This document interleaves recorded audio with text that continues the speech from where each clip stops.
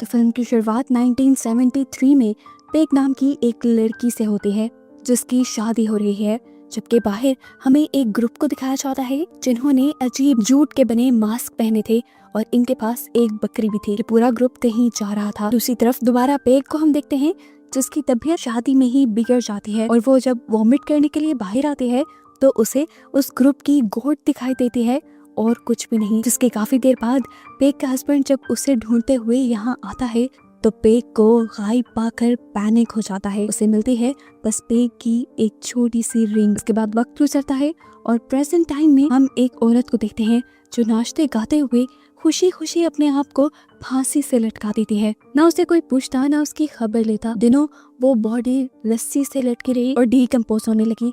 रस्सी टूटकर नीचे गिर गई तो स्मेल से यहाँ के लोगों को उसके मरने का पता चलता है और सर्विस बॉयज आकर उसे ले जाते हैं। इस औरत की मौत के बारे में इसकी बेटी शू को बताया गया, जो अपनी मॉम की मौत का सुनकर बहुत ज्यादा हिल गई और अपनी वाइफ मिला को लेकर उनके अपार्टमेंट में रहने आ गई। घर के अंदर जीसस की पिक्चर और क्रॉस को देखकर शू बहुत ही ज्यादा पैनिक कर जाती है। उसकी हालत खराब होने लगती है जिसे मिला संभालती है। जिसके बाद शू घर पे नहीं रुकती और बाहर आकर सिगरेट पीने लग जाती है। तभी उसे एक मैसेज मिलता है। ये उसकी नर्सिंग होम कंपनी का मैसेज था जो उसे ओल्ड लेडी के घर भेजना चाह रहे थे जिनको भूलने की बीमारी के साथ साथ कई और बीमारियां भी थी। अगले दिन शू उस घर के लिए निकल जाती है।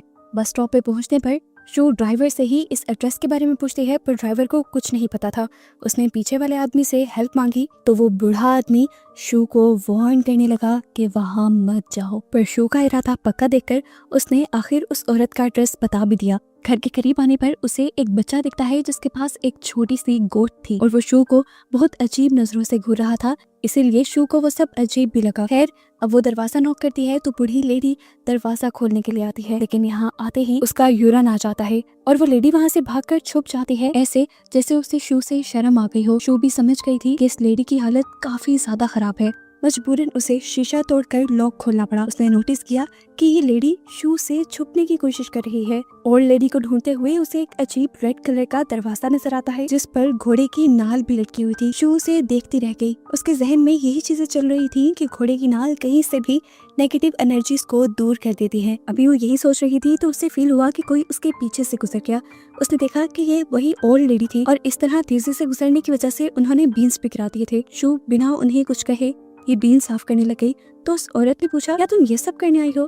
तो उसने कहा, हाँ मैं आपकी केयर टेकर हूँ। इन दोनों के दरमियान में नॉर्मल बातें शुरू हो जाती हैं और ये लेडी अपना नाम पेग बताती है और इसी तरह हम जान पाते हैं कि पेग वही मूवी के स्टार्ट वाली लड़की है जो अपनी शादी के दिन गायब हो गई थी। अब यहाँ तक वो कैसे आई थी ये सारी मिस्ट्री एंड तक रिवील होगी। शू उसे नहलाने की बात करती है तो पेग उसे अपने जिस्म पे हाथ नहीं लगाने देती। वो उससे बस छोटे मोटे काम करवाती है और नहाती खुद है। कपड़े चेंज करते हुए शू ने उसकी कमर पे देखा कि रूट्स जैसा एक पैटर्न बना हुआ था। शू पेग से कहती है कि मुझे एक कॉल भी करनी है और उसके बाद सोना है। पेग ने सामने फोन की तरफ इशारा किया और कहा, तुम्हारा जहां दिल चाहे तुम सो सकते हो। शू ने सबसे पहले अपनी वाइफ को कॉल की लेकिन ये कॉल मिली ही नहीं। वो फोन रखकर मुड़ने ही वाली थी कि उसे नर्सिंग होम से कॉल आ गई जो उसे पेग की कंडीशन की डिटेल्स बता रहे थे। इतनी देर में उसके पीछे पेग ने आकर उससे पूछा, किससे बात कर रही थी? शू ने जवाब दिया, नर्सिंग होम में। तो पेग ने एक अजीब सा सवाल किया, क्या तुमने कंफर्म किया भी था कि वो नर्सिंग होम ही है? शू हैरान होते हुए बस हाँ में ही सर हिला पाती है। इसके बाद वो पेग को लेकर उसके रूम में जाती है ताकि वो उसे सुला दे और यहाँ पर वो पेग की फैमिली की पिक्चर देखती है और उसके हस्बैंड की भी। वो पेग से पूछती है, आपके हस्बैंड को क्या हुआ था? पेग ने कहा कि उसने सुसाइड कर ली थी, अपनी जान ले ली थी। इन दोनों ने बातें करते हुए यहाँ पर काफी सारा टाइम गुजार दिया, जिसके बाद शू दोबारा मिला से ही नहीं अपनी वाइफ से कॉल करने के लिए गई। काफी देर सिग्नल मिलने के बाद सिर्फ 2 ही मिनट उसे बात कर पाई और उसने मिला को कहा, मैं जल्द ही तुम्हारे पास वापस आऊंगी। यहाँ पर खड़े होकर शू अपनी वाइफ से बात कर रही थी। उस जगह पर एक अजीब बड़ा सा दरख्त लगा हुआ था जिसके आसपास बहुत सारी कैंडल्स चली थी और ऊपर बहुत सारे कपड़े लटके हुए थे।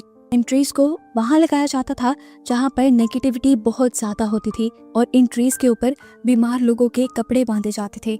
लोगों का मानना था जैसे ये ट्री नेगेटिविटी को अपने अंदर लेता है वैसे ही लोगों की बीमारियों को भी अपने अंदर लेकर उन्हें ठीक कर देता है। यहाँ पर एक अजीब चीज होती है कि शू को अपने पीछे अपने मॉम के होने का एहसास होता है, लेकिन जैसे ही वो पीछे मुड़ी तो वहाँ कोई नहीं था। खैर अब वो घर के अंदर आ जाती है और सबसे पहले उस रेड गेट के पास जाती है और उसका लॉक खोलने की कोशिश करती है, लेकिन जब वो नहीं खुलता तो वो चुपचाप नहाने के लिए चली जाती है। नहाते हुए उसे फील होता है कि कोई उसके कान में विस्पर कर रहा था, आहिस्ता से बोल रहा था, लेकिन ना वॉशरूम में कोई था और ना ही कोई वॉशरूम के बाहर था। एकदम से उसे दोबारा वही आवाज आती है तो उसे लगता है कि ये आवाजें पैक के रूम से आ रही हैं, लेकिन पैक तो अपने रूम में सो रही थी। वो भी यहीं खड़ी हुई थी कि पैक को अजीब पैनिक अटैक आने लगा। शो से मेडिसिन देकर कंट्रोल करने की कोशिश करती है और फिर वो नोटिस करती है कि पैक नींद में भी प्रॉपर बोल रही थी। वो बता रही थी कि उन लोगों को म्यूजिक बहुत पसंद है, वो म्यूजिक से अट्रैक्ट होकर आते हैं। शू ने पूछा कौन लोग, तो उसने कहा कि इस घर के नीचे कुछ लोग रहते हैं।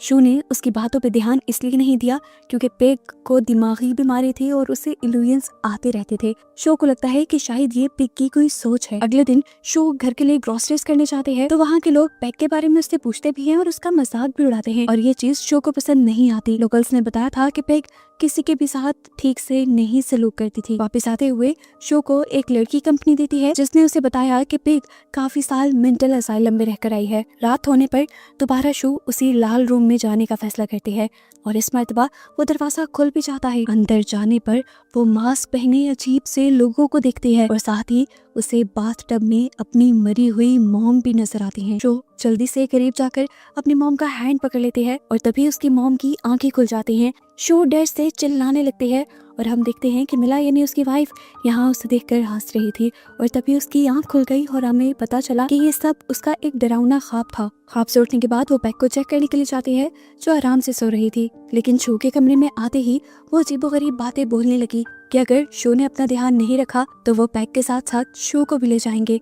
शो ने बीमारी की वजह से इस मर्तबा भी पैक की बातों पर ध्यान नहीं दिया, लेकिन पैक ने बताया नहीं वो एक कल्ट के लोग हैं, वो तुम्हें ले जाएंगे, वो मुझे भी ले गए थे। अब वो अपनी शादी वाले दिन की बात बताती है जब वो गायब हो गई थी। असल में पैक को उस कल्ट के मेंबर ही शादी वाले दिन गायब करके ले गए थे और जब ये बात उसके हस्बैंड को पता चली तो उसके हस्बैंड ने उस कल्ट के लोगों से डील करने की कोशिश की। पैक ने बताया कि जब मेरे हस्बैंड ने डील कर ली तो उस कल्ट के लोगों ने मेरे कमर पर कुछ अजीबो गरीब निशान बना दिए। शू ने बोला मुझे लगता था कि ये निशान आपके हस्बैंड की टॉर्चर की वजह से हैं, लेकिन पैक ने बताया नहीं वो अच्छे थे। पैक ने पूछा क्या तुम्हें पनिशमेंट के बारे में पता है, तो शू ने यहाँ अपने हाथ दिखाए और बताया कि मेरी मॉम मुझे प्रेयर करने के लिए बहुत टॉर्चर करती थी, अगर मैं कुछ भी गलत करती थी तो मुझे जला देती थी। पैक पूछती है अब तुम्हारी मॉम कहाँ है, तो वो बताती है कि उन्होंने अपने आप को फांसी दी थी। शो के गम को फील करते हुए पैग उसे अपने साथ सोने को कहती है। सुबह होने पर अब शो को सारी बातों का पता चलाना था कि आखिर उस बेसमेंट में था क्या। उसने बेसमेंट की चाबी ढूंढकर उस रेड डोर को खोल लिया। नीचे गई तो वहाँ ज्यादा कुछ नहीं था, एक स्टोर रूम ही था जहाँ उसे एक एल्बम मिला जो पैग की शादी का था। उसमें पैग के साथ पैग के हस्बैंड भी थे और इसी एल्बम में बहुत सी न्यूज़पेपर की कटिंग्स भी लगी हुई थी जिसमें साफ साफ लिखा था कि पैग अपनी शादी के दिन गायब हो गई थी और जब वो वापस लौटी तो फौरन ही उसके हस्बैंड की डेथ हो गई। लोगों का मानना था कि उसके हस्बैंड की जान पैग ने खुद ली होगी, इसीलिए उसे मेंटल असाइलम भी काफी साल रहना पड़ा। ये सारी चीजें पढ़ते हुए अचानक स्टोर की लाइट भी फ्लिकर होने लगी थी और वो जब डर कर यहाँ से बाहर निकलने की कोशिश करती है तो सामने का दरवाजा भी बंद हो जाता है और उसे अपने पीछे अपनी मॉम की प्रेजेंस फील होती है। डर कर वो चिल्लाने लगते हैं और साथ ही साथ दरवाजा खोलने की कोशिश भी करती रहती है। आखिर एंड पर दरवाजा खुल जाता है और वो बाहर आ जाते हैं। अगले दिन हमें दिखाया जाता है कि इस घर में वही बच्चा आया था जिसे शू पहले देख चुकी थी अपनी गोट के साथ। वो लड़का शू से पूछता है क्या मेरी गोट को तुमने कहीं देखा है। शू उसे ना में जवाब देती है तो वो उदास होकर चला जाता है। आज ही उसके लिए एक पार्सल भी आया था जिसमें उसकी मॉम की कुछ चीजें थी जिन्हें देखकर वो पैनिक करने लगी क्योंकि उसकी मॉम के साथ उसका रिलेशन इतना अच्छा नहीं था कि वो उनकी चीजों को देखकर इमोशनल होती। वो तो ट्रॉमाटाइज हो गई। इस पार्सल में वही कपड़े थे जो बार बार शू को अपने ख्वाब में पहनी अपनी मॉम दिखाई देती थी। शू ने डरकर इन कपड़ों को फर्नेस में रखकर जला दिया। इस पार्सल को भेजने की वजह से मिला और शू के दरमियान में अच्छी खासी लड़ाई भी हो गई। आज के इस हादसे की वजह से शू को लगने लगा था कि वो भी पैग की तरह एक्स्ट्रा मेंटल स्ट्रेस की वजह से बीमार होती जा रही है।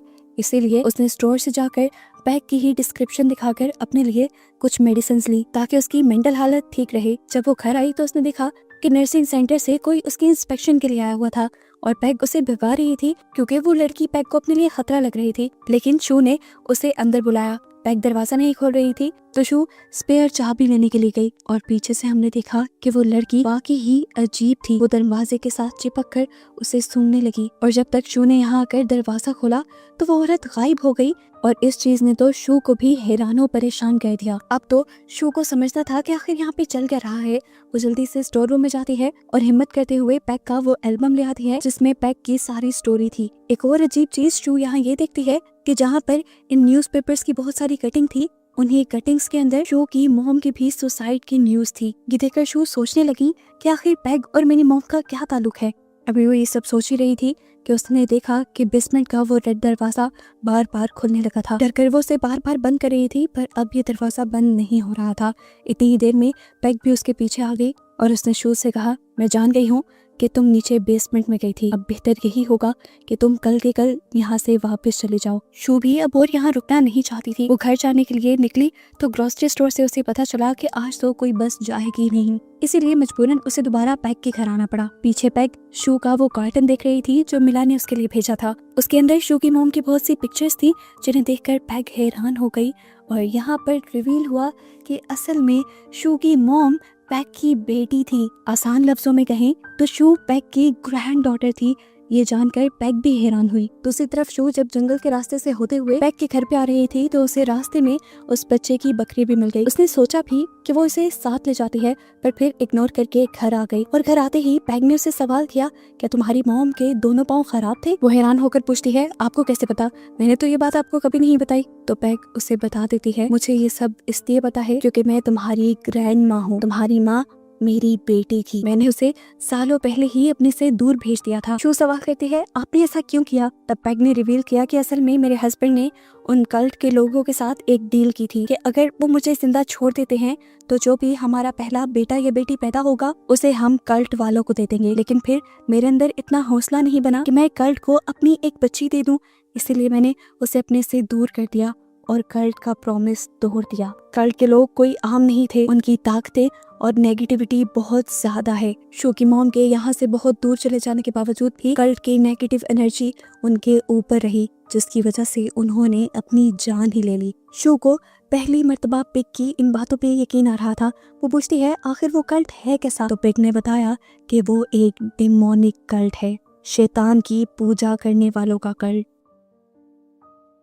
इनकी बातों के दौरान अब इनके घर का दरवाजा नॉक होता है और शू जब देखने जाती है तो ये वही लेडी थी जो पहले भी इनके घर आकर गायब हुई थी। शू ने दरवाजा जब नहीं खोला तो वो लेडी अजीब से अंदाज में विस्पर करने लगी कि मैं तुम्हें काट दूंगी, मैं तुम्हें काट दूंगी। उसकी इस हरकत से शू को समझ आ गया था कि ये औरत भी कल्ट की ही मेंबर है। घबराई हुई शू जब अंदर आई तो उसने जाकर देखा कि पेग यानी उसकी ग्रैंड माँ अब उस बेसमेंट के दरवाजे पे खड़ी थी और वहां जाकर वो गाना गाने लगी। शू ने पूछा, आप ये क्या कर रही हैं? तो पैग ने बताया कि मैं उन लोगों को बुला रही हूँ। ये कहते ही बेसमेंट का दरवाजा बंद हो जाता है। शू ने इसे खोलने की भी काफी कोशिश की लेकिन वो दरवाजा नहीं खुला और जब काफी टाइम बाद वो दरवाजा खुला तो उसमें से पेग जख्मी हालत में बाहर निकली। पेग ने शू को बताया कि मेरे वादा तोड़ने की वजह से अब वो तुम्हें लेकर जाना चाहते थे लेकिन मैं तुम्हारी जान गंवाना नहीं चाहती थी, इसलिए तुम्हारी जगह मैंने अपना सेक्रीफाइस, अपनी बलि देने का फैसला किया। लेकिन उन लोगों ने मुझे अब एक्सेप्ट नहीं किया। वो अब तुम्हारी ही बलि चाहते हैं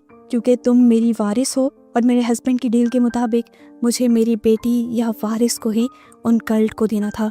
शू बहुत ज्यादा डर गई थी, पैनिक हो गई थी। पेग की हालत को देखते हुए वो फैसला करती है कि बाहर से किसी को मदद के लिए बुला कर लाई थी लेकिन पूरा टाउन खाली था और जो लोग अपने घरों के अंदर भी थे उन्होंने अपने घरों और खिड़कियों को लॉक किया हुआ था क्योंकि आज कोई अजीब सा फेस्टिवल था वहाँ पर। इतनी देर में शू को अपने पीछे एक अजीब सा मास्क पहना डरावना आदमी दिखाई देता है जो ड्रम बजा रहा था और उसके साथ दो अजीब से हुलिये वाले और लोग भी थे। ये दोनों लाल कलर के गट्टू में थे।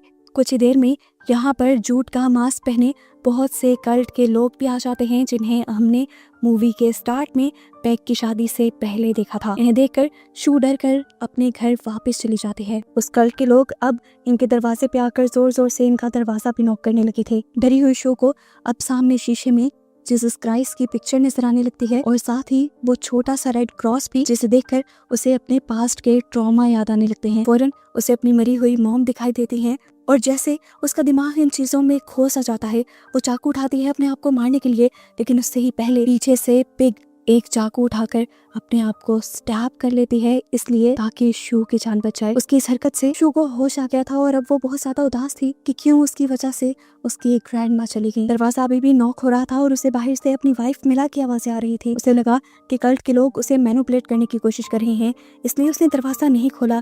और जब वो सारी आवाजें बंद हो गईं तो घंटों बाद उसने जाकर दरवाजा खोला तो उसने देखा कि उसकी वाइफ की रिंग उसके स्टेयर केस पे थी, यानी सच में उसकी वाइफ यहाँ आई थी। और उसकी रिंग यहाँ पर देखकर वो समझ गई कि जरूर ये लोग उसकी वाइफ मिला को यहाँ से ले गए हैं। जब वो कल्ट के लोग किसी लेडी को यहाँ से लेकर जाते हैं तो उसकी रिंग यहीं छोड़ देते हैं। अब वो हार नहीं मान सकती थी अपनी वाइफ के लिए। उसने उस कल्ट के लोगों का सामना करने का फैसला किया। इस मरतबा वो घर के अंदर गई तो उसे एक वेडिंग ड्रेस दिखा जिसे उसने पहन लिया और अपनी वेडिंग रिंग उतार दी। बेसमेंट का जब दरवाजा खोला तो आज बेसमेंट का हुलिया ही बदला हुआ था। वहाँ पे कोई स्टोर रूम नहीं बल्कि एक अलग ही दुनिया थी। ये कोई दूसरी दुनिया लग रही थी। यहाँ के लोग उसके यहाँ आते ही पहले उसके सर पे क्राउन पहना देते हैं और फिर उसके सामने एक अजीब बकरी के सींगों वाला आदमी आता है। यही वो डीमन था जिसकी ये कल्ट पूजा किया करते थे। इस डीमन को देखते ही शू की आंखों से खून बहने लगता है। अगले ही सीन में हम मिला को यानी शू की वाइफ को उस रेड डोर के बाहर बैठा हुआ देखते हैं, जो रो रो कर गिड़गिड़ा कर अपनी वाइफ को वापस मांग रही थी। मतलब कि कल्ट वालों ने मिला को किडनैप नहीं किया था, सिर्फ अपने शिकार यानी शू को पकड़ने के लिए ही ये सारा ड्रामा कल्ट वालों ने रचा था। और बस यही सब दिखाते हुए ये मूवी यहाँ खत्म हो जाती है।